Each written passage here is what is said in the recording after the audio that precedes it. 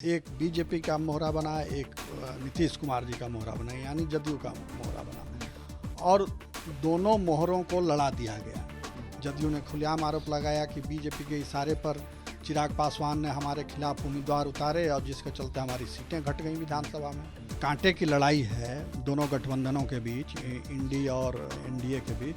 तो एक एक वोट कैसे जुड़े इसकी चिंता कर रहे हैं दोनों गठबंधन। नमस्कार, बिहार तक देख रहे हैं आप। मैं हूं आपके साथ अनिकेत कुमार। देखिए, पिछले कुछ सालों में चाचा पारस और भतीजे चिराग के साथ खूब खेल हुआ। पहले चाचा ने भतीजे के साथ खेला, अब भतीजे चिराग चाचा के साथ खेल गए। पहले चाचा ने चिराग की पार्टी को तोड़ा और अपनी पार्टी अलग कर ली, चिराग अकेले पड़ गए।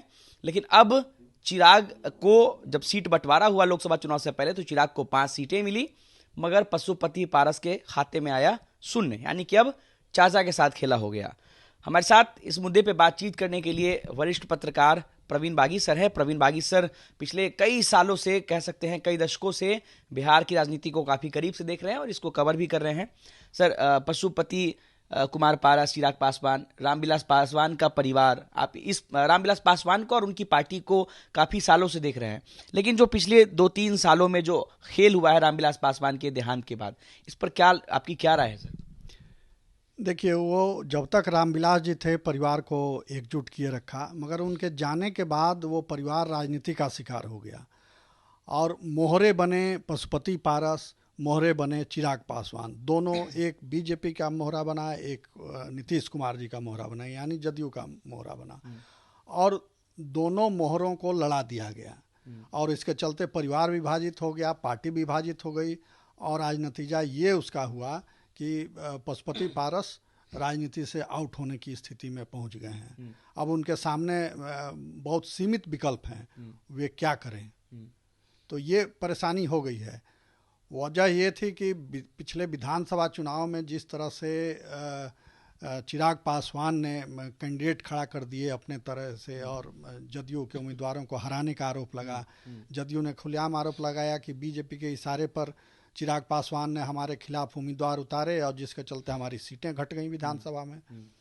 तो वो खुन्नस जो थी, वो खुन्नस निकालने के लिए जदयू ने लोजपा को विभाजित कर दिया और मोहरा बनाया पशुपति पारस को। पशुपति पारस 4 सांसदों के साथ अलग हो गए, 5 सांसदों के साथ अलग हो गए और पार्टी में टूट हो गई। हालांकि कार्यालय पर, प्रदेश कार्यालय जो है पटना में, उस पर तो पशुपति पारस का एक कब्जा रहा, मगर दिल्ली का कार्यालय, उस पर चिराग पासवान ने अपना कब्जा जमाया। तो ये टूट हुई। अब रही सवाल कि फिर बीजेपी ने भी का इस्तेमाल किया और चिराग पशुपति पारस को अपने कैबिनेट में ले लिया वहाँ दिल्ली। मतलब इस मौके का फायदा बीजेपी ने भी उठाया। उसने भी उस समय मान सकते हैं कि चिराग का साथ नहीं दिया।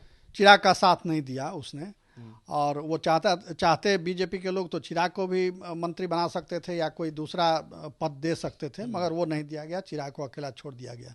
हालांकि चिराग एक तरफा बीजेपी के प्रति, प्रधानमंत्री नरेंद्र मोदी के प्रति अपनी मोहब्बत का इजहार करते रहे और कहते रहे बराबर कि मैं उनका हनुमान हूँ, प्रधानमंत्री मोदी का हनुमान हूँ मैं। तो इस तरह से बातें आगे बढ़ी और फिर अब जब लोकसभा का चुनाव होने जा रहा है तो एक बार फिर राजनीति हुई और उसमें चिराग पासवान इस बार आगे आ गए और पशुपति पारस पीछे हो गए। तो इसकी वजह ये थी कि बीजेपी ने क्यों रिकॉग्नाइज किया चिराग पासवान को। इसकी वजह ये थी कि बीजेपी ने फीडबैक लिया, सर्वे कराया बिहार में, उसमें ज़्यादातर सर्वे जो है वो उनके पक्ष में रहे, चिराग पासवान के। यूथ में उनकी फॉलोइंग है, जनता के बीच एक अच्छी साख है, सूझबूझ वाले नेता की पहचान उन्होंने बनाई है चिराग पासवान ने। ये चीज़ें उनके पक्ष में गई। जबकि पशुपति पारस के बारे में जो सर्वे हुआ वो निगेटिव गया। ये कहा गया कि उनकी जनता पर पकड़ नहीं है, पैठ नहीं है, वो घूम नहीं सकते हैं। इसके एक ये भी कारण हो सकते हैं क्या सर कि 2019 में जब लोकसभा का चुनाव हुआ था तो चिराग पासवान को करीब 23 लाख के आसपास वोट आया था 2019 के लोकसभा में, लेकिन चिराग पासवान जब एनडीए से अलग हो गए और जब चुनाव हुआ तो एनडीए और महागठबंधन के सरकार के बीच वोटों का अंतर महज कुछ 40-50 हजार का था। तो क्या इस वजह से भी बीजेपी देख रही है कि वो 23 लाख वोट जो है वो इधर ट्रांसफर हो कहीं? बिल्कुल, वो जो वोट मिले वो चिराग पासवान की लोकप्रियता बताते हैं। तो उसी आधार पर अभी जो सर्वे हुआ उसमें भी उसके पक्ष में आया।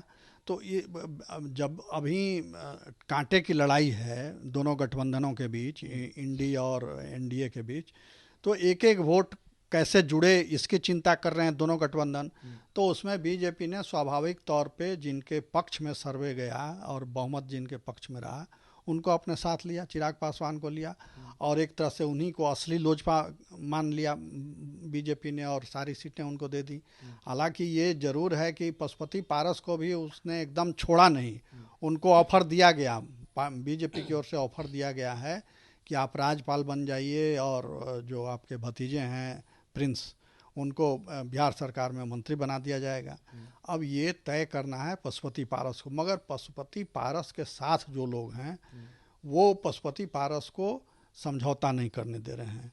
वो चाह रहे हैं कि पशुपति पारस अपना उम्मीदवार दें, अपनी लड़ाई लड़ें, और उसमें दूसरे दलों के नेता भी उसमें शामिल हैं जो पशुपति पारस को हवा दे रहे हैं कि आप लड़ जाइए।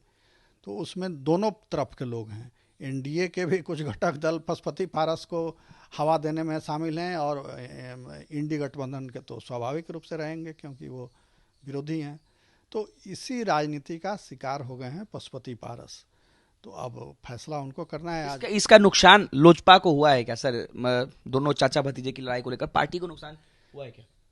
नुकसान तो हुआ ही, पार्टी टूट गई, परिवार भी टूट गया। तो मगर अब जो नया समीकरण बना है उसमें चिराग पासवान एक नए नेता के रूप में उभर करके सामने आए हैं। तो अब पशुपति पारस के लिए जगह नहीं बची है उस राजनीतिक फ्रेम में, लोजपा के फ्रेम में पशुपति पारस के लिए कोई जगह नहीं बची है। चिराग पासवान ने भाजपा के कहने पर अंत समय में भी कोशिश की थी कि चाचा को मना लिया जाए, उनके घर पर भी गए मगर मिले नहीं, कोई बाहर आया नहीं मिलने, तो वो फिर वापस लौट गए। और ये रिपोर्ट भाजपा को भी दी गई कि हम तो गए थे समझौता करने मगर उन्होंने मिलने से मना कर दिया। तो ये चीज़ें हैं और अब इसका घाटा उठाना पड़ेगा पशुपति पारस को। चलिए, तो देखिए इसका घाटा उठाना पड़ेगा पशुपति कुमार पारस को। एक समय में चिराग पासवान को भी इसका घाटा उठाना पड़ा था जब वो अकेले पड़ गए थे पूरे बिहार में, और ऐसी लग रही थी कि अब चिराग पासवान के लिए आगे की जो राजनीति की जो राहें हैं वो काफ़ी मुश्किल भरी होने वाली है। लेकिन इन सब के बीच चिराग पासवान काफ़ी उभर कर सामने आए और 5 सीट, यानी कि 5 सीट जो उन्हें मिली, कहीं ना कहीं चिराग पासवान के तौर पे चिराग पासवान को ये जरूर साबित हो गया कि बिहार में दलित का चेहरा पशुपति कुमार पारस नहीं, चिराग पासवान है। अब पशुपति कुमार पारस मुश्किल राह में फंस गए हैं। क्या वो एनडीए की तरफ रहेंगे या फिर महागठबंधन की तरफ जाएंगे या फिर अकेले आगे की राह चुनेंगे? लेकिन इन सब के बीच ये बात जरूर है कि पिछले कुछ सालों में कभी चाचा के साथ खेल हुआ तो कभी भतीजे के साथ, कभी चाचा ने भतीजे के साथ खेला, तो आज बीजेपी या भतीजा कहें, दोनों मिलकर चाचा के साथ खेल कर गई है। अनिकेत कुमार, बिहार तक, पटना।